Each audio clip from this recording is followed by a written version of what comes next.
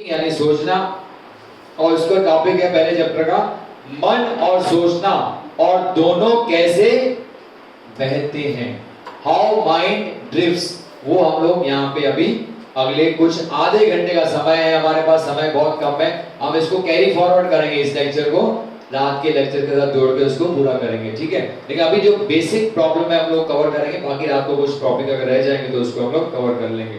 तो मन के बहाव, ये जो है पहला चैप्टर है। तो डॉक्टर सहज जी अध्ययन की शुरुआत करते हैं इस प्रश्न के साथ, इस चैप्टर को एक प्रश्न के साथ शुरुआत करते हैं कि हम लोग एक प्रश्न लेते हैं और उस प्रश्न के ऊपर हम विचार करने की कोशिश करते हैं, तो फिर देखते हैं कि हमारा माइंड उस प्रश्न से कैसे ट्रैक चेंज करके अन्य विचारों में वो बह जाता है, ड्रिफ्ट हो जाता है। इसको कहते हैं मन के बहाव, यानी ड्रिफ्ट्स ऑफ माइंड। तो उसकी शुरुआत क्या करते हैं कि आप एक प्रश्न लो अपने मन में, क्या आदमी क्या है, व्हाट इज दिस मैन, ये मनुष्य क्या है, ये प्रश्न अपने मन में रखो। उसको कहते हैं डॉक्टर सहज जी, इस प्रश्न को समझने के प्रयास में हम ग्रे मैटर की प्रक्रिया या आंतरिक कार्य प्रणाली यानी इंटरनल वर्किंग को समझेंगे, जिसे कहते हैं सोचना। हम कैसे सोचते हैं, हमारा सोच कैसे एक विचार से दूसरे विचार पे बह जाती है, उसको हम समझने की कोशिश करेंगे एक इस प्रश्न को साथ में लेके। जब भी हम एक विषय पर विचार करते हैं तो उस विषय मुख्य विषय से हटकर हम अन्य असंगत विषयों में क्या हो जाते हैं, बह जाते हैं। एक विचार लेके बैठो तो सही, अब आपको रात को कराएंगे या कल कराएंगे ड्रिफ्ट वॉचिंग, उसमें आपको कहेंगे एक विचार लो और देखो, ऑब्जर्व करो कि कैसे आपका मन उस विचार से असंबंधित विचारों में या उस विचार से कुछ संबंधित विचारों में बह जाता है। वो आप जब ऑब्जर्व करोगे तो आपको रियलाइज होगा कि हमारा मन तो एक विचार पे टिकता ही नहीं है और वो अन्य विचारों में क्या हो जाता है, बह जाता है। तो उसी के बारे में हमको इस चैप्टर में डॉक्टर सहज जी बताते हैं। इसे ड्रिफ्ट या बहाव कहते हैं। इसको क्या कहते हैं कि माइंड एक विचार से ट्रैक चेंज करके दूसरे विचार पे गया, उसको कहते हैं कि आपका मन क्या हो गया, बह गया, वो क्या हो गया, ड्रिफ्ट हो गया। और ये ड्रिफ्ट दो प्रकार की हो सकती है, एक होता है कंट्रोलेबल ड्रिफ्ट्स और एक होता है अनकंट्रोलेबल ड्रिफ्ट्स। समझ में आ रही है, नियंत्रणीय बहाव और अनियंत्रणीय बहाव, दो प्रकार की ड्रिफ्ट्स होते हैं। और ये दोनों बहाव तब हो सकते हैं जब कोई व्यक्ति सोचता है या जब कुछ लोगों का समूह आपस में हल्की बातचीत कर रहा है। आप अकेले बैठ रहे हो और कुछ सोच रहे हो तो भी आपका मन क्या होता है, अभी भी बैठे हो ना, खाली अभी भी लेक्चर सुन रहे हो तो भी मन बीच बीच में क्या हो जाता है, यहाँ वहां भटक जाता है। इसको कहते हैं, हमारा काम है जो लेक्चर चल रहा है उसको सुने, लेकिन हमारा मन बीच में क्या हो गया, दूसरी जगह पे ड्रिफ्ट हो गया। इसको बोलते हैं मन का बहाव। लेकिन आपने उसको पकड़ के लाया और आपको पता चल गया कि भाई मैं तो लेक्चर सुन रहा था और सडनली मेरा विचार चला गया कि मेरे घर में क्या हो रहा है, मैंने ये घर में समस्या छोड़ के आया हूं, उसके बारे में सोचने लगा। तो सडनली बाद में क्या हो गया, आपको रियलाइज हो गया कि मेरा मन इस लेक्चर को छोड़ के चला गया दूसरी जगह पे, लेकिन आपने क्या किया, उसको पकड़ के वापस यहाँ पे करंट सिचुएशन में लेके आया। इसको क्या कहेंगे, कंट्रोलेबल ड्रिफ्ट्स। यानी ड्रिफ्ट तो हुआ लेकिन आपको उसका एहसास हुआ और आपने उसको पकड़ के वापस अपने ओरिजिनल विचार पर लेके आए। इसको कहते हैं कंट्रोलेबल ड्रिफ्ट, है ना। और तो ये कब हो सकते हैं, जब आदमी अकेला बैठा है या अपनी ग्रुप में बैठ के, ऐसे ग्रुप में बैठे हो, आप लेक्चर सुन रहे हो तो भी मन ड्रिफ्ट हो रहा है, अकेले बैठते हो तो भी मन ड्रिफ्ट होता है, आंख बंद करके बैठोगे तो मन ज्यादा ही क्या होगा, ड्रिफ्ट होता है। चलिए अब हम अपने अध्ययन की ओर बढ़ते हैं कि आदमी क्या है, मनुष्य क्या है। और अनकंट्रोलेबल ड्रिफ्ट क्या होता है, अनकंट्रोलेबल क्या होता है कि आपका मन एक विचार पे आपने कॉन्सेंट्रेट करने की कोशिश की, मन बह गया उससे और एक विचार से दूसरा विचार, दूसरा से तीसरा, चौथा, पांचवा, ऐसे बहते गया और आपको रियलाइज ही नहीं हो गया कि मेरा मन क्या हो गया, बह गया।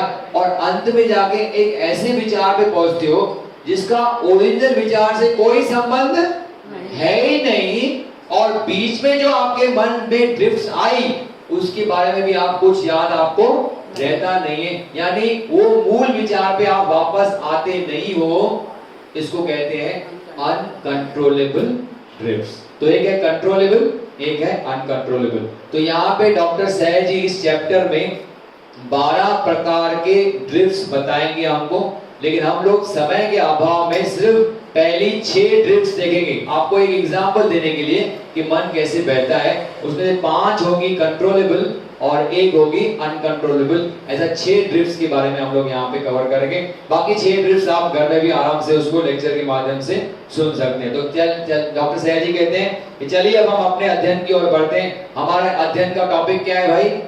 आदमी क्या है। ये आदमी क्या है, ये मनुष्य क्या है, उसकी ओर जाते हैं। आइए हम हमारे सोच की प्रक्रिया को देखेंगे। यहाँ पे डॉक्टर सहज जी एक वार्निंग देते हैं इस चैप्टर में कि ये चैप्टर शायद आपको बोरिंग लगे, लेकिन ये चैप्टर बहुत ही महत्वपूर्ण है। बिकॉज जब तक ड्रिफ्ट वॉचिंग आपने नहीं किया तब तक आपकी वासना बदल नहीं सकती है, क्योंकि आपको अंदर का जब तक पता नहीं चला कि मेरे कौन से सेंटर में क्या है, ज्यादा लीकेजेस है, मेरा कौन सा सेंटर ज्यादा वीक है जिस पर मुझे काम करना पड़ेगा, तब तक आपकी आदतें बदल नहीं सकती है। लेकिन बदलने के लिए पहले अपने अंदर कमियां क्या है, हमारी कमियां क्या है, हमारे अंदर कौन से सेंटर्स में ज्यादा लीकेजेस है, वो फाइंड करना है। और वो फाइंड करने का एक ही तरीका है, ड्रिफ्ट वॉचिंग का अभ्यास रोज करना। तो वो बोलते हैं अलग अलग काल्पनिक भावनाओं का विस्तृत करना। हालांकि मानसिक और शायद बेवजह थकाऊ हो, लेकिन ये महत्वपूर्ण भूमिका निभाते हैं बात के अध्यायों को स्पष्ट करने में। इसलिए पाठकों को धैर्य रखने के लिए कहा गया है कि ये चैप्टर पढ़ने के बाद बोर ना हो, क्योंकि यहाँ पे काल्पनिक बताएंगे। वो बोलेंगे काल्पनिक आप बता रहे हो, ऐसा होता है क्या लाइफ में, लेकिन क्यों बता रहे हैं? क्योंकि आपको ये बताएंगे कि आपका कौन से सेंटर में क्या है लीकेजेस है, आप कौन से चीज से आप ज्यादा बार बार आपके मन में वो विचार क्यों आते हैं बार बार। तो उससे आपको अध्ययन करने से पता चलेगा कि कौन सा सेंटर आपका वीक है। तो मन का बहाव एक की तरफ जाते हैं यहाँ पे। तो कहते हैं अभी आपको क्या प्रश्न लिया आपने, क्या प्रश्न है आपका? आदमी क्या है। अगर कोई भी प्रश्न का उत्तर चाहिए तो उसके लिए एक डिक्शनरी लगती है। पहले जमाने में हम लोग डिक्शनरी यूज करते थे, आजकल हम लोग गूगल बाबा को यूज करते हैं। जो भी वर्ड की मीनिंग चाहिए गूगल में टाइप किया और सब मीनिंग उसमें आ जाती है। तो 1976 में किताब लिखा गया था। कभी लिखा गया था? 1976 में यूट्यूब गूगल कुछ नहीं था, ना ही इंटरनेट था उस टाइम पे। तो तब लिखा गया था। तो तब कह रहे हैं कि एक डिक्शनरी स्पेलिंग और अर्थों के लिए बहुत जरूरी है। मैं अपनी स्पेलिंग के बारे में सोचता हूँ, डॉक्टर सहज जी अब खुद बता रहे हैं कि मैं जब अपनी स्पेलिंग के बारे में सोचता हूँ तो तब मुझे अपने ऑफिस की स्टेनोग्राफर का ख्याल आता है। यानी क्या हो रहा है, अभी वो विचार कर रहे हैं कि आदमी क्या है, और आदमी क्या है इसकी मीनिंग ढूंढने के लिए एक डिक्शनरी ले रहे हैं। और डिक्शनरी तो आपको मालूम है 2 चीजें बताती है, एक तो आपकी स्पेलिंग करेक्ट है कि नहीं, और दूसरी स्पेलिंग की क्या है, उस शब्द की मीनिंग क्या है। दोनों चीजें आपको डिक्शनरी से पता चल जाती है। लेकिन वो सडनली डिक्शनरी की ओर ध्यान देते हैं तो उसका क्या रहता है, मन में क्या विचार आता है कि जब भी मैं अपनी स्पेलिंग के बारे में सोचता हूँ तो मेरे ऑफिस की स्टेनोग्राफर का ख्याल आता है, जिसकी स्पेलिंग देखकर मुझे कई बार अपनी स्पेलिंग पर भी शक होता है। यानी मेरी स्पेलिंग, यानी मेरी तो हैंडराइटिंग खराब है, लेकिन उसकी स्पेलिंग देखता हूँ और उसकी हैंडराइटिंग देखता हूँ तो मुझे लगता है उससे ज्यादा अच्छी तो क्या है, मेरी स्पेलिंग है, उसकी तो और भी क्या है, बदतर है। यानी विचार किया था आदमी क्या है, उससे पहुंचे डिक्शनरी पे, डिक्शनरी से पहुंचे स्पेलिंग पे, स्पेलिंग से पहुंचे स्टेनोग्राफर पे, और स्टेनोग्राफर की स्पेलिंग को अपनी स्पेलिंग से क्या करने लगे। यानी क्या हो रहा है, ड्रिफ्ट होते जा रहा है। माइंड क्या हो रहा है, ड्रिफ्ट होते जा रहा है, और आगे ड्रिफ्ट हो जाएगा। कैसे? लेकिन वो सोचते हैं वह अपने कपड़ों और मेकअप में कितनी खूबसूरत लगती है।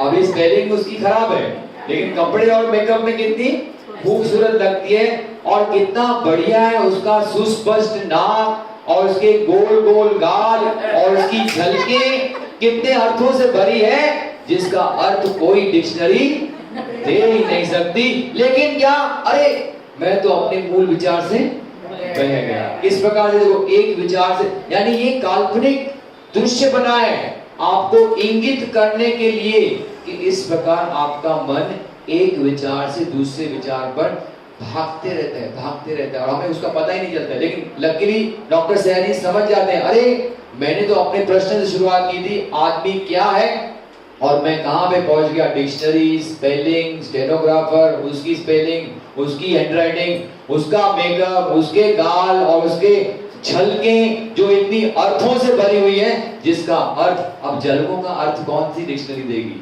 ना कोई नहीं दे सकती है। तो इस प्रकार से वो बह जाते हैं। तो मन का बहाव पहला देखो इस प्रकार से डिक्शनरी, और फिर सोचते हैं अपने स्टेनोग्राफर के बारे में, और फिर उसके नाक नक्श और उसके भाव और उनके कपड़े और उसके मेकअप के बारे में सोचते हैं। तो पहला बहाव हमें क्या दिखाता है, ये प्रेरित होता है सेक्स स्वभाव के ज्यादा होने से।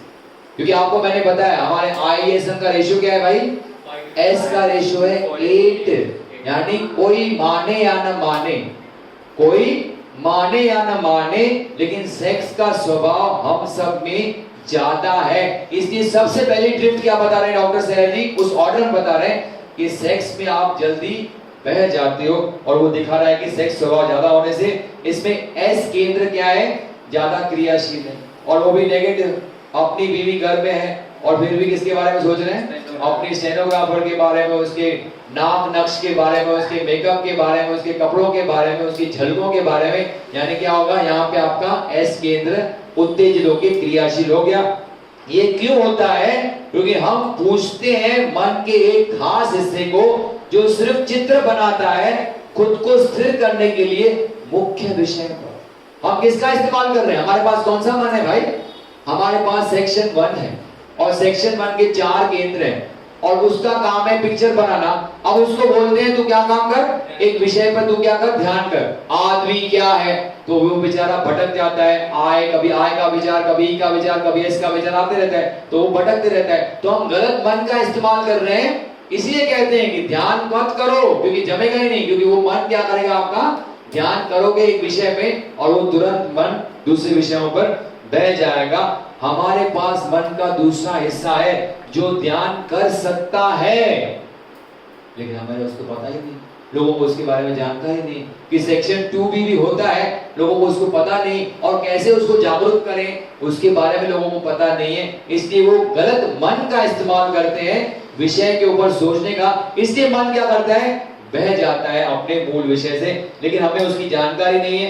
लेकिन अगर हम इस भाव को ऑब्जर्व करेंगे, जिसे कहते हैं ड्रिफ्ट वॉचिंग, तो मालूम पड़ सकता है कि कौन सा केंद्र ज्यादा प्रबल था उस समय में। अब इससे अगर आप समझो ड्रिफ्ट वॉचिंग रोज करते हो और बार बार आपको अपोजिट सेक्स का विचार आता है, उससे आपको क्या समझ में आ जाएगा, वो क्या आपको प्रेरणा बताएगा कि आपके अंदर सेक्स स्वभाव क्या है, ज्यादा है। यानी आपको किसके ऊपर काम करना है भाई, सेक्स स्वभाव को। और वो काम कब करना है, खाने के दौरान इन सेक्स की वासना को क्या करना है, हमको बदल के दूसरी वासना को लाना है। इसलिए वो विचार जो है हमको खाने के दौरान पॉजिटिव थिंकिंग, सुधारात्मक तरीकों का इस्तेमाल करके इस वासना को, लेकिन वो पता कैसे चलेगा, जब हम रोज ड्रिफ्ट वॉचिंग करेंगे और उसको डायरी में लिखेंगे, तो आप देखेंगे अरे एक हफ्ता पहले भी सेक्स का विचार, अभी भी सेक्स का विचार, बाद में भी सेक्स का विचार, बार बार ये आ रहा है। यानी मेरी कमजोरी क्या है, सेक्स मेरी कमजोरी है। तो मुझे सुधार कहां पे करना है, इसके ऊपर मुझे काम करना है। और वो काम कैसे करूंगा मैं, खाने के दौरान उसको मैं सुधारूंगा। यही तरीका है इस विकार से मुक्ति पाने का। आगे बोलते हैं मन के भाव। ये भाव दिखाते हैं हमारी प्रवृत्ति पनाह देने की कुछ प्रकार के विचारों को दूसरे विचारों के मुकाबले। अब आगे बढ़ते हैं, आदमी के अर्थ पर वापस लौटकर आते हैं। डिक्शनरी इस प्रकार से और परिभाषित कर दी। अब एक तो परिभाषित हो गया, एक बार हमने डिक्शनरी को देख लिया। अब आगे डिक्शनरी क्या बताती है, आदमी की मीनिंग क्या बताती है।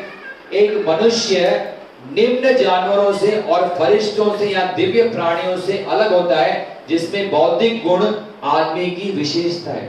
न तो आदमी लोअर एनिमल है, न तो आदमी डिवाइन बीइंग है, लेकिन आदमी कुछ अलग होता है इन दोनों के बीच में। लेकिन उसके बाद एक बहुत ही इंपॉर्टेंट चीज है, वो क्या है, बुद्धिमत्ता, यानी इंटेलिजेंस है, जो कि इंसान को अन्य प्राणियों से क्या करती है, अलग करती है। ऐसा डिक्शनरी कह रही है। अब आगे सोचते हैं वो डॉक्टर सयाजी उस दूसरे भाव पे आते हैं। डॉक्टर सयाजी डिक्शनरी में एक और अलग शब्द पे उनकी नजर जाती है। जब डिक्शनरी देखते हैं ना, एक तो मीनिंग ये देखते हैं कि वो डिवाइन बीइंग भी नहीं है और लोअर एनिमल भी नहीं है, वो हम लोग आगे की ड्रिफ्ट में कवर करेंगे। लेकिन अभी एक शब्द पे उनकी नजर जाती है डिक्शनरी में, वहां पे लिखा है अधूरा आदमी। क्या लिखा था? Half a man. तो उन्होंने ऊपर देखा, मुड़े और अपने पास बैठे दोस्त को पूछते हैं, कहो तो अरे अधूरा आदमी क्या होता है? अपने फ्रेंड को पूछते हैं जो उनके पास में बैठा रहता है। उनके दोस्त ने कहा वो जो अविवाहित होता है वो क्या होता है? अधूरा आदमी होता है। और गुस्से से वो कमरे से बाहर चला गया। क्यों गुस्सा लगा उसको? क्योंकि वो खुद अधूरा आदमी था, वो खुद अविवाहित था। तो उसको लगा मुझे शायद टोक रहे हैं, इसलिए मुझे ये प्रश्न मुझसे पूछ रहे हैं। तो उसने जवाब तो दिया कि वो जो अविवाहित होता है वो अधूरा आदमी होता है, लेकिन उसको गुस्सा आ गया और गुस्से से वो रूम से क्या हो गया? चला जाता है। इस प्रकार से वो क्रोधित होके रूम से बाहर निकल जाता है। तो दूसरा भाव दिखाता क्या है? गुस्सा, रोष, इंसान की दूसरी कमजोरी सेक्स के बाद। देखो ऑर्डर में लेते हैं, ये ड्रिफ्ट वॉचिंग कोई ऐसे ही काल्पनिक नहीं बना है। एक एक जो हमारे अंदर जो बेसिक कमजोरियां है ना, उन 6 कमजोरियों को पहले पकड़ते हैं डॉक्टर सहज जी। एक काल्पनिक एग्जाम्पल के माध्यम से बताते हैं हमको कि गुस्सा इंसान में बहुत भरा हुआ है। और अगर आप खुद को सेल्फ ऑब्जर्व करोगे ना तो उसको पकड़ पाओगे कि थोड़ी थोड़ी चीज पे मेरे को गुस्सा क्यों आता है। तो ये आपको दिखाता है दूसरी कमजोरी। ज्यादातर लोगों पर ये लागू होती है शिक्षण का विचार किए बिना। ऐसा मत समझना कि डॉक्टर है या योगा का टीचर है या कोई, अरे हमारे ऋषि मुनि तो ज्यादा ही गुस्सा प्रदर्शित करते थे। उनको कोई कहे तो दे, वो क्या देते थे? श्राप। जा तू भस्म हो जाएगा। तो कहने का मतलब क्या है? इतना गुस्सा हमारे, वो कहते तपस्या करते थे फिर भी इतना, लेकिन तपस्या कहां पे करते थे बेचारे? हिमालय में तपस्या करते थे, जहां पे उनको कोई तंग करने वाले, जैसे ही वो नॉर्मल शहर की लाइफ। इसलिए डॉक्टर सहज जी कहते हैं कि अगर आपको प्रगति करनी है तो आपका सच्चा जो मेन परीक्षा किसमें है कि आप नॉर्मल जिंदगी जियो और अपने उद्देश्य के प्रति क्या करो? प्रगति करो।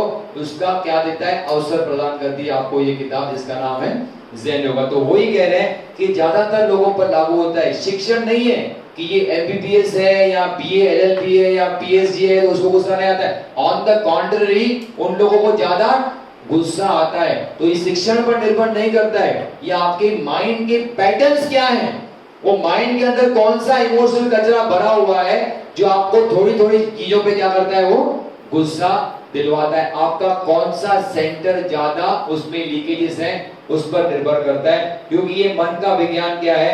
नजरअंदाज किया हुआ विज्ञान है। इसलिए उससे कोई फर्क नहीं पड़ता कि आप ज्यादा पढ़े लिखे हो या कम पढ़े लिखे हो। एक कम पढ़े लिखे वाला भी अगर प्रॉपरली उसके माइंड के पैटर्न्स अच्छे हैं ना तो वो गुस्सा कम कर सकता है। एक ज्यादा पढ़ा लिखा आदमी भी गुस्सा ज्यादा कर सकता है। तो उस पर कोई शिक्षण पर कुछ फर्क नहीं पड़ता है। तो दूसरा प्रकार क्या था? दूसरा भाव क्या था? गुस्से का। तीसरा भाव डिक्शनरी पर दोबारा लौटकर आते हैं आदमी का अर्थ पर। वो कहता है निम्न जानवरों से और फरिश्तों या दिव्य प्राणियों से क्या है? इंसान अलग है। न तो लोअर एनिमल है न तो हायर बीइंग है, यानी वो डिवाइन बीइंग भी नहीं है। इन दोनों से क्या है? वो अलग है। तो फिर अपने रात को बैठे रहते हैं डॉक्टर सहज जी अपनी बीवी के साथ और उनको पूछते हैं डॉक्टर सहज जी अपने, ये यानी काल्पनिक दृश्य बनाए आपके लिए कि अपनी बीवी को पूछते हैं, क्या सहज जी अपनी बीवी को कहते हैं प्रिय अरे पढ़ो तो, ये डिक्शनरी क्या कह रही है जरा देखो तो जहां पे पढ़ो, अगर तुम इंसान हो तो कोई तुम परी या तो एंजल नहीं हो, तो अब से मैं तुम्हें मेरी परी यानी माय एंजल कहकर नहीं बुलाऊंगा। क्योंकि डिक्शनरी कहती है कि डिक्शनरी अगर तुम इंसान हो ना तो तुम लोअर एनिमल्स भी नहीं हो और तुम कोई एंजल भी नहीं हो। तो मैं तुम्हें जो बार बार कहता था ना माय एंजल, अब से मैं तुम्हें माय एंजल नहीं बुलाऊंगा। तो बीवी तुरंत क्या करती है? क्योंकि वो हर्ट हो गई, अरे कल तक तो मेरे को माय एंजल बोलता था, अब डिक्शनरी में कुछ पढ़ लिया और बोलता है मैं तुमको माय एंजल नहीं बुलाऊंगा। तो बीवी प्रतिक्रिया करती है और कहती है मैं भी तुम्हें किसी निम्न जानवरों के नाम से नहीं बुलाऊंगी। अब तक कुत्ता बिल्ला शायद बुलाती हूँ।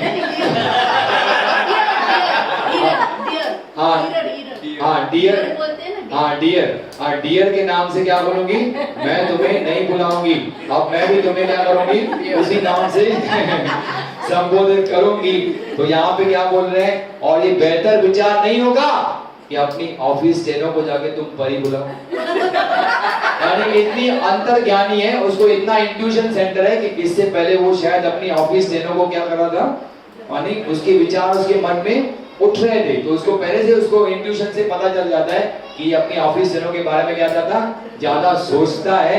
तो वो कहता है कि उसको जाके क्या करो तुम परी बुलाओ।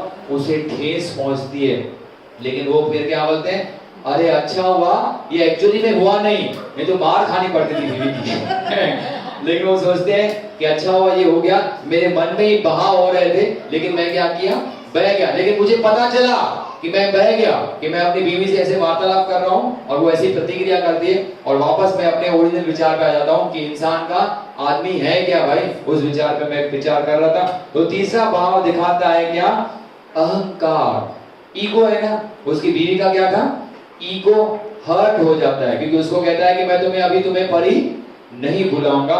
इसको बोलते हैं, ये भी बहुत बड़ी क्या है, इंसान की कमजोरी है।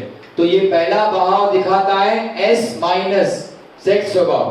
दूसरा भाव क्या था, गुस्सा, यानी ई माइनस। और तीसरा भाव क्या है, अहंकार, ईगो, ये भी क्या है, ई माइनस दिखाता है। यानी आपके कौन सा केंद्र इसमें हर टाइम आता है, उसको आप पकड़ सकते हो। अब चौथे भाव की तरफ आते हैं, फिर से हम वापस आते हैं डिक्शनरी पर, आदमी शब्द के मतलब पर। वो कहती है इंसान निम्न जानवरों से क्या है, अलग है। तो इंसान से इसलिए अपेक्षा नहीं होती कि व्यवहार करे वो जानवरों जैसा। अब वो पढ़ा है उसमें शब्द कि human being is not like lower animals.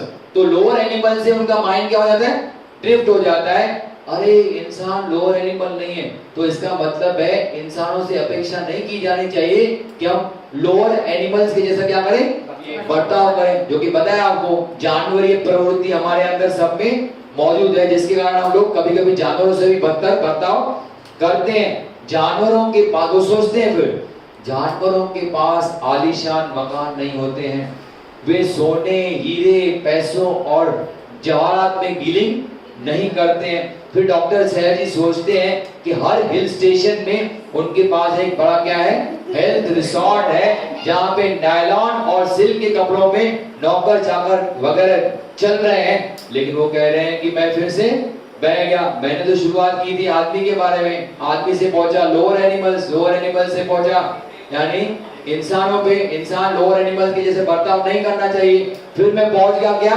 कि जानवर तो इस पैसों में डील नहीं करते, और पैसों से मैं पहुंच गया, मेरे पास क्या है, बड़े बड़े हेल्थ रिसोर्ट है हर हिल स्टेशन में, और जहाँ पे आलीशान कमरे हैं और होटल है, जहाँ पे नौकर चाकर हैं जो नील सिल्क और नायलॉन की ड्रेसेस पहने हुए हैं, और लेडीज लोग गले में सोने का हीरो का हार पहनी हुई है, और मैं क्या कहा गया, बह गया। उनको ये रियलाइज होता है। तो यहाँ पे वही बताते हैं कि इंसान लोअर एनिमल्स नहीं है, इनके पास आलीशान लोअर एनिमल्स के साथ बंगले नहीं रहते हैं, हीरो जवाहरात में वो डील नहीं करते हैं, पैसों में डील नहीं करते हैं, और उनके पास हेल्थ रिसोर्ट्स हैं जिसमें क्या है, अलग अलग सिल्क और नायलॉन की ड्रेसेस में ऐसे नौकर चाकर हैं, ऐसे वो काल्पनिक भाव में बह जाते हैं। तो चौथा भाव दिखाता है लोभ और लालच। इंसान के पास लोभ होता है, ये भी एक बहुत क्या है, आम कमजोरी है। हम दूसरों को सलाह देते हैं कि कोई अजर अमर नहीं है और मरने के बाद सब यहीं पे छोड़कर जाना है, फिर भी लोभ की कमजोरी हमारी जाती नहीं। दूसरों को सलाह देना ऐसी है, गुरु महात्मा भी दूसरों को सलाह देते हैं, अरे क्या करोगे, सब तो यहीं पे छोड़ के जाना है मरने के बाद, इसलिए अपने पैसों को हमारे पास लाके दे दो, हम अपने आश्रम में जमा कर लेंगे, तुम क्यों रखते हो अपने पास, है ना। तो उनका भी लोभ लालच क्या होता है, जाता नहीं है। भले ही बड़े बड़े गुरु हो, लेकिन उनका लोभ लालच गया नहीं है। हम सिर्फ दूसरों को सलाह देते हैं, अरे क्या करोगे पैसे, यहीं पे छोड़ के जाओगे। अरे तुमने कभी पैसे का मोह छोड़ा है, तुमने कभी छोड़ा ही नहीं है, तो दूसरों को सलाह हम क्या देंगे। तो ये लोभ लालच भी क्या है, बहुत बड़ी इंसान की कमजोरी है। चौथी कमजोरी, पहली कमजोरी क्या थी, सेक्स, दूसरी कमजोरी क्या थी, एंगर, गुस्सा, तीसरी कमजोरी क्या थी, ईगो, और चौथी कमजोरी थी ग्रीड, यहाँ तो लालच। अब पांचवी कमजोरी के बारे में बताएंगे। फिर से हम वापस आते हैं डिक्शनरी पर, आदमी के शब्द के मतलब पर। वो कहती है निम्न जानवर, तो क्या ऊंचे प्रकार के जानवर होते हैं, अच्छा लोअर एनिमल्स होते हैं, क्या हायर एनिमल्स भी होते हैं? क्या इंसान निम्न होता है उच्च किस्म के जानवरों से? क्या हायर एनिमल से इंसान थोड़ा नीचे का जानवर होता है? क्या एक स्त्री उच्च हो सकती है? क्या एक लेडीज क्या हो सकती है? उच्च हो सकती है। लेकिन आमतौर पर स्त्रियों में एक दूसरे को पर क्या करती हैं? आदत है ना, जलन ज्यादा है ना। लेकिन हम लोग ऐसा सोचते हैं, लेकिन ऐसा सच्चाई है नहीं। क्या पुरुष भी ऐसी ईर्ष्या जताते हैं? लेकिन डॉक्टर सहज जी कहते हैं मैं अपने विचार से फिर क्या हो गया? बह गया। वही कहते हैं कि वो जाते तो है, वो कहते हैं कि स्त्रियां आपस में क्या करती हैं? ईर्ष्या करती हैं, लेकिन पुरुष भी क्या करते हैं? उतना ही ईर्ष्या करते हैं। पांचवा भाव दिखाता है ईर्ष्या या तो जलन। आदमी आरोपित करता है औरत के लिए, लेकिन खुद भी वो उतना ही क्या है? उसमें कमजोर है। इंसान औरत हो या मर्द हो, दोनों में क्या है? ईर्ष्या का गुण है।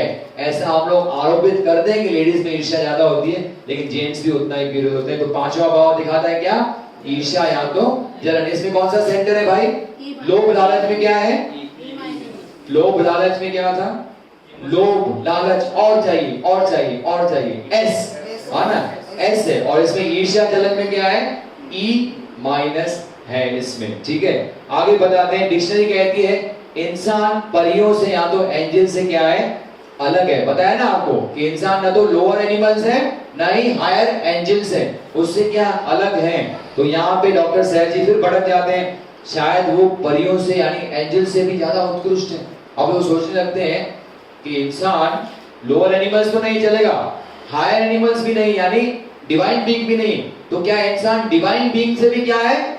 ज्यादा तो नहीं है, ऊपर तो नहीं है। उसने सृजन नहीं किए हैं कुछ चमत्कार? वो सोचने लगते हैं अभी कि इंसान ने क्या क्या नहीं किया है, क्योंकि वो हो सकता है एंजल से भी क्या है? उत्कृष्ट हैं। तो सोचने लगते हैं उन खरबों आकाश गंगाओं में शायद ही कोई ऐसा जीव होगा जो धरती के इंसान जैसा हो। शायद ब्रह्मांड खाली है और सब कुछ मनुष्य की महिमा के लिए। वो सोचने लगते हैं हायर है भाई, ये ब्रह्मांड में ऐसा कोई जीव बना ही नहीं है इंसान की जगह, क्योंकि इंसान ने क्या किया है? बहुत सारे इन्वेंशंस किए हैं जो इंसान को अन्य जीवों से ऊपर लेके जाता है। शायद डिवाइन बीइंग से भी हम लोग क्या है? ऊंचे हैं। शायद कोई इंसान के समान नहीं है जिसने प्रकृति पर विजय हासिल की है और उसे झुकाया है अपनी मर्जी। देखो घमंड आदमी को कहां लेके जाता है? उसको लगता है इंसान को कि मैंने इतने इन्वेंशन किए, मैं मार्स पे जाके पहुंचा हूं, मैंने मोबाइल से इन्वेंशन किया है, मैंने सैटेलाइट को भेजा है मार्स पे, ये सारा लगता है उसको, घमंड होता है। लेकिन एक छोटे से प्राणी ने इंसान की वाट लगा दी है, वो क्या है? कोरोना। उसने दिखा दिया हमारी लेवल क्या है, हम कहां पे हैं। एक छोटा सा प्राणी जिसको हम लोग 1.5 साल से भुगत रहे हैं, उसके ऊपर कोई कंट्रोल, वैक्सीन निकालने के बाद भी क्या हो रहा है? अभी भी कोरोना अभी तक जा नहीं रहा है। तो क्या वो नहीं कर सकता है? कल डॉक्टर सहज जी ने देखा खुद को उड़ते हुए प्रकाश की गति से भी तेज दूर सितारों तक। यहाँ पे डॉक्टर सहज जी अपने मूल विचार पे वापस नहीं आते हैं। मूल विचार क्या था? आदमी क्या है। यहाँ पे वो इतना भटक जाते हैं, इतना भटक जाते हैं कि वो अन्य विचार पे जाके पहुंचते हैं और वो खुद को देख रहे हैं क्या? कि मैं ऊपर आकाश में उड़ रहा हूं और दूर उपग्रहों में चला जा रहा हूं, यानी अपने मूल विचार पे वापस नहीं आए। इसको क्या बोलते हैं? अनियंत्रणीय, अनकंट्रोलेबल ड्रिफ्ट। पहले पांच ड्रिफ्ट कौन सी थी? कंट्रोलेबल थी। यहाँ पे क्या है? अनकंट्रोलेबल है। छठा भाव दिखाता है घमंड। इंसान को घमंड है कि वो दिव्य प्राणी है, हम उससे भी क्या है? ऊंचे हैं, क्योंकि हमने क्या किया है? बहुत सारे इन्वेंशंस किए जो किसी ने भी नहीं किए। पूरे आकाश गंगाओं में, पूरे इस अरबों खरबों आकाश गंगाओं में इंसान जैसा कोई प्राणी बना ही नहीं है जिसने इतनी इन्वेंशन की है और इतनी हमने प्रगति की है। इंसान सोचता है कि उसकी सीमा नहीं है। सभी लोग घमंड से पीड़ित होते हैं, इसलिए हमें प्रशंसा अच्छी लगती है कि घमंड है अंदर हमारे, इसलिए कोई हमारे लिए दो शब्द तो अच्छे कह ले और हम तुरंत ही पेड़ के ऊपर चढ़ जाते हैं, और कोई थोड़ी सी तो गिला कर दे हमारी और हम तुरंत क्या करते हैं? गुस्सा प्रदर्शित करते हैं। तो घमंड ना हो तो कोई प्रतिक्रिया नहीं करेंगे, चाहे प्रशंसा हो चाहे अपमान हो। ये घमंड जुड़वा भाई है अज्ञान का, जहां अज्ञान की सतह के नीचे घमंड प्रदर्शित किया जाता है। यानी घमंड क्यों आता है? Because lack of knowledge. हमारे पास नॉलेज नहीं, इसलिए हम लोग समझते हैं कि हम लोग ने क्या किए, इतने इन्वेंशन किए और खुद को हम लोग घमंड महसूस करते हैं। जबकि सच्चा ज्ञान हो तो ये पता चल जाएगा, हमारा घमंड चूर चूर हो जाएगा जब हमें पता चल रहा है एक छोटा सा कोरोना प्राणी, उससे हम लड़ नहीं सकते हैं। तो हमारा घमंड को उसने चूर चूर करने के लिए प्रकृति ने इस कोरोना को भेजा है कि इंसान तूने बहुत घमंड कर लिया, अब तू अपने स्तर को देख ले कि तेरा स्तर क्या है। तेरे को एक छोटा प्राणी भी झुका सकता है, तो इतना घमंड करने की आवश्यकता नहीं है। इस प्रकार से भाव एक दूसरे का क्या करते हैं, अनुसरण करते हैं। चित्र बनाना और जोड़ना इस जागरूक मन का परम गुण है, लेकिन भाग्यवश ये पूरे मन का नहीं है, सिर्फ एक हिस्से का है। हमारा एक और मन है जो चाहे तो उस पर कंटिन्यूसली विचार कर सकता है, जो भी हमने विचार ओरिजिनल लिया है वो क्या है, सेक्शन 2B।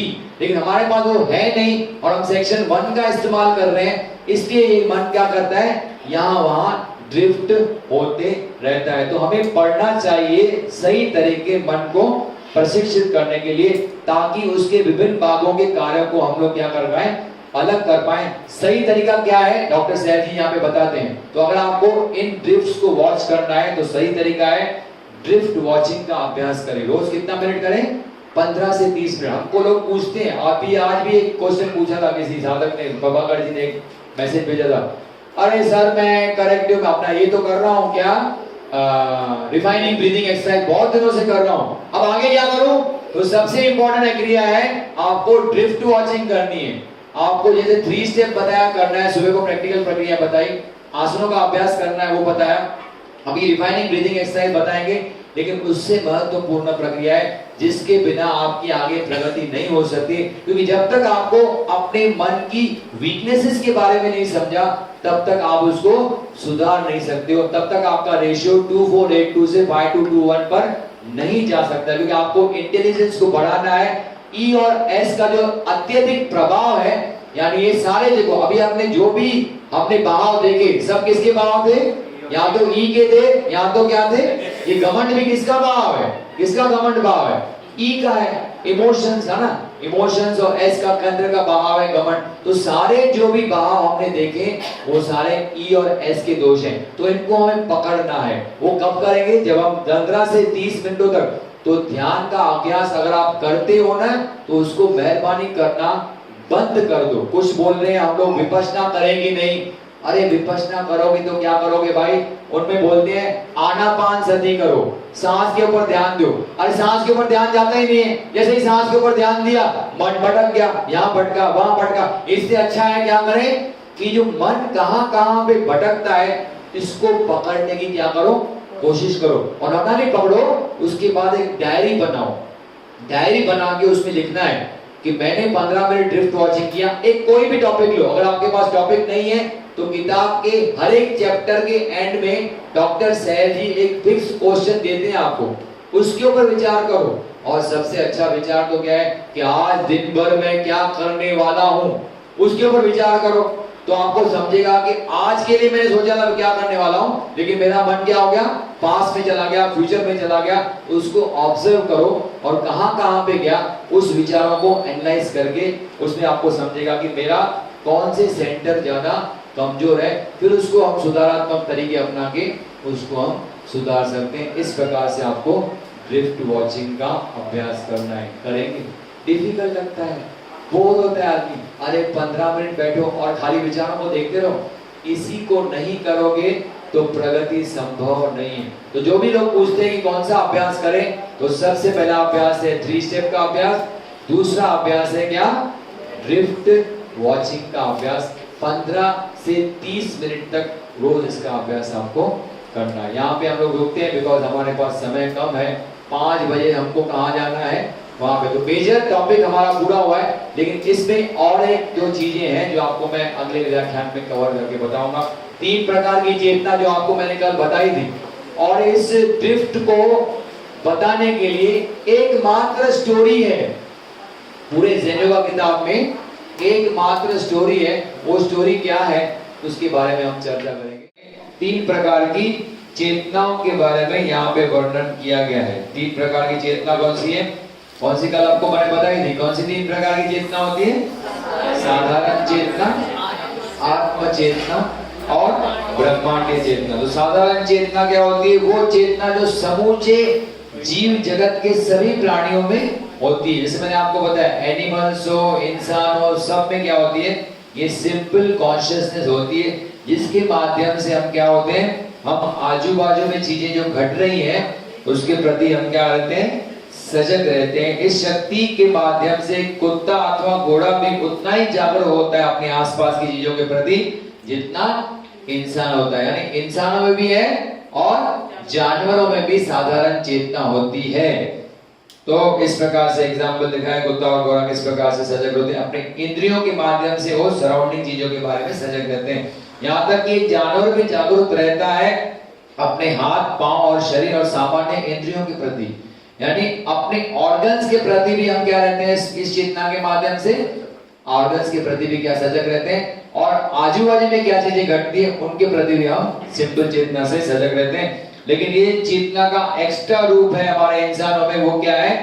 आत्म चेतना। यानी साधारण चेतना तो हमारे अंदर है ही जैसे जानवरों में है, लेकिन इंसान को भगवान ने क्या दिया है? एक एक्स्ट्रा चेतना का आयाम दिया है, जिसको कहते हैं आत्म चेतना। इस क्षमता के कारण मनुष्य केवल अपने आसपास में जो चीजें घटती है उसके प्रति सजग नहीं रहता है, बल्कि स्वयं के अलग अस्तित्व के रूप में खुद को अनुभव कर सकता है। यानी मेरे अंदर क्या चल रहा है उसके प्रति भी हम चाहें तो सजग रह सकते हैं। मनुष्य इसी क्षमता से कारण अपनी मानसिक अवस्थाओं में चलने वाले चेतना के क्रियाकलापों यानी विचार और भावनाओं को महसूस कर सकता है। यानी आपके अंदर कौन से विचार चल रहे हैं और आपके अंदर कौन सी भावनाएं उठ रही हैं, अगर आप चाहें तो उसको अनुभव कर सकते हैं। इसी में ठीक ठीक से हम व्यस्त थे जब हमने क्या किया, अभी हमने देखा ना, मन के बहावों को निरीक्षण किया। तो ये क्या था? आत्म चेतना का इस्तेमाल किया कि सेल्फ एनालिसिस किया कि अंदर मैं मन में एक विचार लेके बैठा हूं और कैसा मेरा मन ड्रिफ्ट करता है, दूसरे विचारों में वो बह जाता है। इसी को कहते हैं आत्म विश्लेषण, यानी मन के बहावों का निरीक्षण करना। दुर्भाग्य से मनुष्य को ऐसा कोई प्रशिक्षण नहीं मिलता है जिसके कारण वो अपनी आत्म चेतना का अभ्यास करे, बल्कि जानवरों की तरह मनुष्य साधारण चेतना के दायरे में ही जीवन गुजार देता है। इसलिए उसके पास बहुत कम मात्रा में होती है क्या? आत्म चेतना। बिकॉज हमको ये ट्रेनिंग दी नहीं गई है। हमको ट्रेनिंग क्या दी गई है? बड़ी बड़ी ट्रेनिंग क्या देते हैं गुरु महाराज लोग कि भाई ध्यान करो, ध्यान करोगे तो वहां तक पहुंचोगे, कहां पे?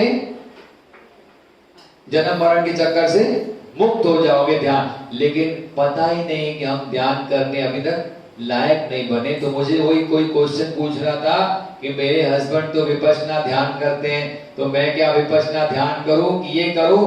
तो कोई भी ध्यान करना है अगर आपको, विपश्यना एक बहुत ही अच्छा ध्यान की विधि है जो भगवान गौतम बुद्ध ने बनाया था। लेकिन अभी जो हमारे मन का स्टेट है वो विपश्यना के लायक, करने लायक है नहीं। तो उसको विपश्यना करने लायक बनाना है तो हमें ये प्रोसीजर्स फॉलो करने पड़ेंगे। क्या? EBSTS, उसी का एक पार्ट है T यानी थिंकिंग, जो यहाँ पे हम देख रहे हैं, यानी ड्रिफ्ट वॉचिंग करो, ध्यान मत करो। क्या करो? 15 मिनट रोज समय निकालो और एक विचार को लो और उसके ऊपर मन को बहने दो और फिर देखो कि उस विचार के संबंधित कौन से विचार आता है, यानी अंदर की जर्नी शुरू करो। अभी तक हमने क्या किया? ऐसा कभी किया नहीं है, लेकिन अब करोगे तो उससे आपकी वीकनेसेस समझेगी और उसमें कुछ सुधार हो सकता है। लास्ट प्रकार की चेतना क्या बताई थी आपको मैंने? ब्रह्मांडीय चेतना। यह बहुत ऊपर की होती है आत्म चेतना से। उसी तरह जैसे आत्म चेतना इंसान की ऊपर होती है साधारण चेतना, एक जानवर में साधारण चेतना है, उससे कई गुना ऊंची चेतना किसमें है? इंसान में है, आत्म चेतना। और जितना फर्क साधारण चेतना और आत्म चेतना में है, उतना ही फर्क क्या है? आत्म चेतना और ब्रह्मांडीय चेतना में उतना फर्क होता है। यह चेतना का बहुत ही उच्चतम स्वरूप है जिसे अभी तक साधारण मानव द्वारा न तो अभ्यास किया गया है, न तो समझा गया है और न ही प्राप्त किया गया। साधारण मनुष्य उसको प्राप्त भी नहीं कर सकता है, सुना भी नहीं होगा, लेकिन हमारे ऋषि मुनियों ने उसको हासिल किया था। नानक हो, क्राइस्ट हो, बुद्ध हो, महावीर हो, कृष्ण हो, राम हो, सभी जो संत महात्मा पैगंबर हुए हैं उनको ये ब्रह्मांडीय चेतना हासिल थी। ये तो हम लोग बात कर रहे हैं 2500 साल पहले की बातें कर रहे हैं, नानक की बात कर रहे हैं 600-700 साल पहले की बात कर रहे हैं, लेकिन आज के युग में इसको ब्रह्मांडीय चेतना हासिल थी भाई सहज जी को। और उनके मास्टर को कौन थे? श्री राम और टावरिया जी को। यानी ये तो अभी के उदाहरण है जिनको ये ब्रह्मांडीय चेतना हासिल हुई थी। टावरिया जी के बारे में लोग कहते हैं कि वो अपने मॉलिक्यूलर बॉडी को फिजिकल बॉडी से क्या कर सकते थे? डिटैच करके। ऐसे लोग जो होते हैं ना, जो योगी लोग, जैसे भगवान ओशो के बारे में भी कहते थे कि उनको भी अपनी मॉलिक्यूलर बॉडी को फिजिकल बॉडी से डिटैच करने की शक्ति हासिल थी, वो सिद्धि हासिल थी। तो ऐसे लोग, ऐसे योगी लोग जब योग का अभ्यास करते हैं ना, तो वो दिन भर कुछ नहीं करते हैं, रात को उनका अभ्यास शुरू हो जाता है। क्या होता है? जब हम सोते हैं तो सोने वक्त उन्होंने क्या करते हैं? अपनी मॉलिक्यूलर बॉडी को फिजिकल बॉडी से डिटैच करके, और वो पूरे ब्रह्मांड में क्या करता है? मॉलिक्यूलर बॉडी का सैर करके आते हैं, और वहां से वो क्या करते हैं? ज्ञान हासिल करते हैं, उच्च नमूने का ज्ञान हासिल करते हैं। ये होती है साधना। जो लोग उच्च स्तर तक पहुंच चुके हैं, जिन्होंने अपनी ब्रह्मांडीय चेतना हासिल कर चुके हैं, उनका अभ्यास करने का तरीका ऐसा होता है। लेकिन साधारण इंसान तो बेचारा आत्म चेतना का भी इस्तेमाल नहीं करता है, तो ब्रह्मांडीय चेतना तो बहुत दूर की बात है, उस पर तो कोई विश्वास भी नहीं करेगा। ऐसा भी कभी होता है कि आपका मॉलिक्यूलर बॉडी आपने डिटैच कर दिया आपके फिजिकल बॉडी से? ऐसा कभी होता नहीं, कोई मानने को तैयार नहीं है। लेकिन हमारे ऋषि मुनियों ने उसको हासिल किया था, क्योंकि उन्होंने उस प्रकार की तपस्या की थी जिसकी वजह से उनको ब्रह्मांडीय चेतना हासिल थी। इस ब्रह्मांडीय चेतना का सबसे प्रमुख गुण है कि ये ब्रह्मांड में क्या चीजें घट रही है उनके बारे में आपको क्या करता है? ये जागरूक रखता है। सिर्फ आत्म चेतना से हमको क्या जागरूक रहते हैं? हम लोग हमारे अंदर क्या घट रहा है उसके प्रति जागरूक रहते हैं। लेकिन ब्रह्मांडीय चेतना जिसको हासिल होती है, वो ब्रह्मांड में क्या घटता है उसके प्रति भी उनके बारे में जागरूक रहते हैं। यह ब्रह्मांडीय चेतना चीजों को सीधे अनुभूति यानी अवेयरनेस के माध्यम से समझ में आते हैं। हम लोग जो चीजों को समझते हैं वो तर्क वितर्क से समझते हैं। ऑर्डिनरी इंसान किससे? तर्क वितर्क और रीजनिंग से हम लोग समझते हैं चीजों को। लेकिन जिसको ब्रह्मांडीय चेतना, जिसको कॉन्स्पिक कॉन्शियसनेस हासिल है, वो कैसे समझता है? Direct awareness. यानी यहाँ पे बैठा है, ध्यान कर रहा है, अपनी सूक्ष्म बॉडी को क्या किया?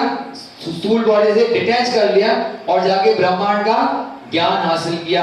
ऐसे ब्रह्मांडीय चेतना हासिल थी। किसको हासिल थी? ये एक डॉक्टर पीजे वर्तक, जिन्होंने पातंजल योग सूत्र पुणे में रहते थे, उन्होंने अपने किताब में लिखा है कि वो मंगल ग्रह पे जाके आए थे। कैसे? सूक्ष्म शरीर से उन्होंने सैर किया था।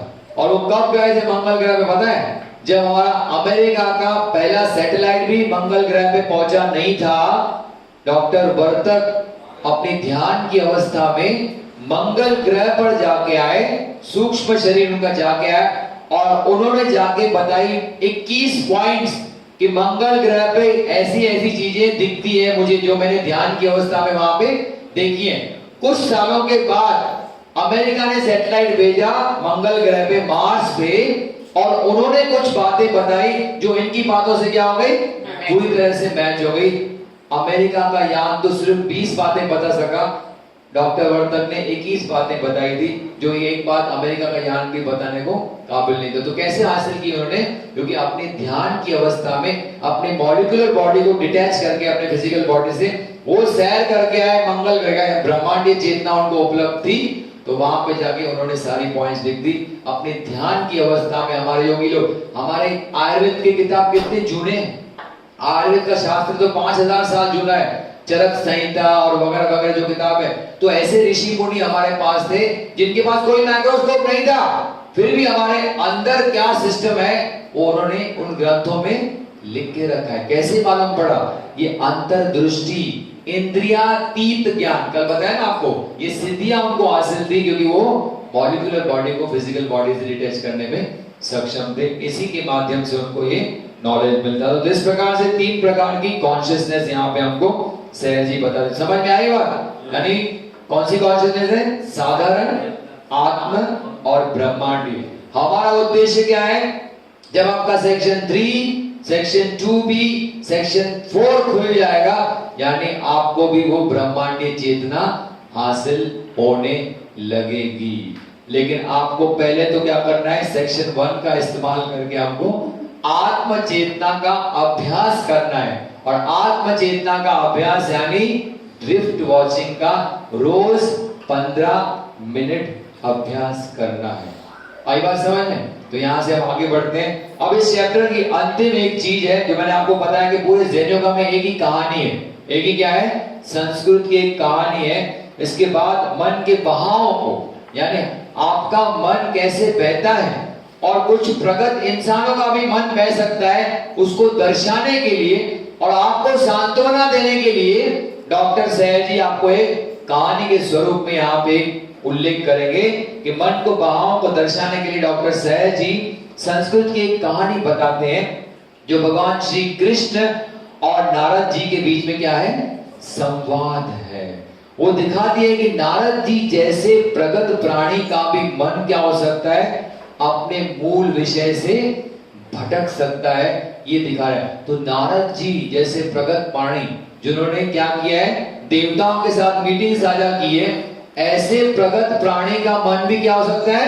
अपने मूल विषय से भटक सकता है। जब ऐसे प्राणी का मन भटक सकता है, तो अगर हमारा मन भटका तो हमें उसमें कुछ भी शर्म की बात होनी नहीं चाहिए, क्योंकि ऐसे प्रगत इंसान भी अपने मूल विषय से क्या हो सकते हैं? भटक जाते हैं। तो कहानी क्या बताती है? यहाँ पे मस्त पता है, ये बड़ोबर आपकी किताब में बहुत अच्छा दिया है, लेकिन वर्ड इंपॉर्टेंट है, समझना है इसका।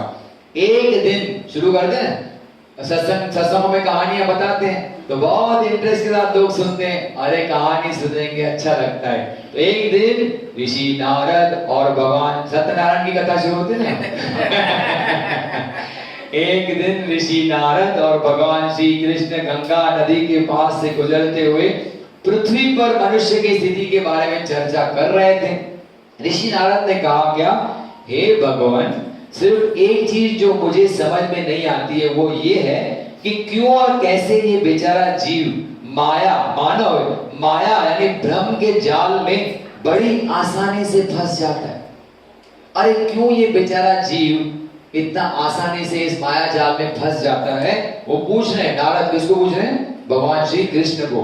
यदि वो सिर्फ अपना मन एक विषय पर रखे और उसे बहने न दे, यानी सिर्फ एक ही विषय मन में हो, तो उसके लिए कोई मौका नहीं गुमराह होने का, और इतने युग लग जाए उसे आत्मज्ञान यानी आत्म साक्षात्कार प्राप्त होने का। जो हमारा लक्ष्य क्या है? आत्म साक्षात्कार, इनलाइटमेंट। अगर वो एक ही चीज पर, विषय पर अपने मन को कायम रखे तो बेचारे को इतने जन्म क्यों लगेंगे आत्म साक्षात्कार हासिल करने के लिए? ऐसा नारद जी भगवान श्री कृष्ण को प्रश्न पूछते हैं।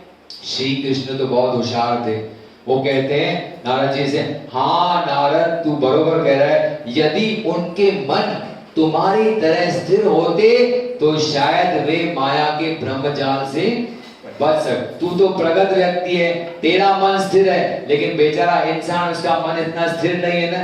तेरे जैसा स्थिर मन होता तो शायद वो मन से बस भटकता नहीं था, एक ही विषय में मन को रख सकता था और वो आत्म साक्षात्कार पा लेता था। पर इस बेचारे मानव को इसके तरीके से चलने दो, क्योंकि जैसे कि मैं नीचे गंगा के किनारे घूम रहे थे तो गंगा नदी को देख रहा हूं, मैं पानी से एक बड़ा प्याला पीना चाहूंगा इस शांत और ताजा नदी से, क्या तुम मेरे लिए थोड़ा जल लेकर आओगे? नारद जी को कहते हैं, भगवान श्री कृष्ण टेस्ट कर रहे हैं उसको कि जल लेकर आएंगे कि नहीं। तो कहानी आगे बताती है कि ऋषि नारद नीचे आते हैं गंगा नदी के किनारे पानी लाने के उद्देश्य से। जब उन्होंने एक जवान लड़की को देखा, जैसे ही आते हैं पानी भरने को, तो देखो एक जवान लड़की उसके सामने आके प्रकट हो गई। उसने नारद से जीवन, मृत्यु, अमरत्व और दिव्य प्राणियों के विषय में चर्चा शुरू कर दी। जैसे बताया ना, जैसे वासना होती है, उस लड़की को सब ज्ञान था कि ये नारद का इंटरेस्ट किसमें है? जीवन मरण और आध्यात्मिक क्षेत्र में उसका क्या है? ज्यादा रुचि है। तो उसको अगर अटकाना है तो क्या करना पड़ेगा? अब रूपेश को यहाँ पे अटकाना है तो क्या करना पड़ेगा? उसको शेर व शायरी के बारे में बात करनी पड़ेगी। तो शेर व शायरी में आ जाएगा तो वो बह जाएगा। तो इसको अटकाने के लिए एक युक्ति रचते हैं भगवान श्री कृष्ण। एक क्या करते हैं? एक जवान लड़की का रूप लेते हैं और वो आके उससे नारद जी से अलग अलग प्रश्न, जो उनके रुचि के प्रश्न हैं, वो प्रश्न पूछने लगती है। ऋषि उत्सुक हो गए जानने को कि ये जवान लड़की कौन थी। उन्होंने लंबा समय गुजारा उसके साथ चर्चा करने में, और गंगा से जल जो भरा हुआ था, पात्र था, वो उनके हाथ में गंगा जल भरते हैं और लड़की से बैठ के खड़ा क्या करते हैं? उसी में समय गुजारते हैं। इस बीच में क्या भूल जाते हैं कि किस उद्देश्य से वो यहाँ पे गंगा जल लेने आए थे, वो पूरी तरह से भूल गए इस तथ्य को कि भगवान श्री कृष्ण उसका इंतजार कर रहे थे। और नीचे नदी की तरफ उनके आने के उद्देश्य को, उस उद्देश्य से नदी की तरफ आए थे, वो सब भूल जाते हैं। जवान लड़की ने तब फिर से कृष्ण का रूप ले लिया और बोले, कृष्ण बोले क्या? तुमने देखा नारद, दिव्य प्राणियों को देखने व जानने के बाद भी यह संभव है भूल जाना। यहाँ तक कि इतना स्थिर मन तुम्हारे जैसा भी बह जाता है मुख्य विषय से, तो फिर कितना ज्यादा मुश्किल होगा मनुष्यों के लिए, जो हालांकि नहीं जानते अच्छी तरह से उनके उद्देश्य को, जैसे कि तुम जानते हो तुम्हारे उद्देश्य को, पूरी तरह से बह जाए और भूल जाए अपने मुख्य लक्ष्य से। तो जब नारद जी जैसे प्रगत प्राणी भटक सकते हैं, तो अगर शिवनंदन हम भटक गए तो हमारे को अंदर में दोषी फील करना नहीं चाहिए, गिल्टी फील करना नहीं चाहिए। ये मन का स्वभाव है, क्योंकि हम लोग क्या कर रहे हैं? गलत मन का इस्तेमाल कर रहे हैं इसको करने का। इसलिए वो मन का एक का उपयोग करना क्या है? हमें ड्रिफ्ट वॉचिंग के लिए बना है, वो ध्यान करने के लिए बना नहीं। ध्यान करने की कोशिश करोगे तो मन यहाँ वहां जरूर बह जाएगा। इस प्रकार से ये ड्रिफ्ट वॉचिंग का चैप्टर और थिंकिंग का पार्ट हम लोग यहाँ पे पूरा करते हैं।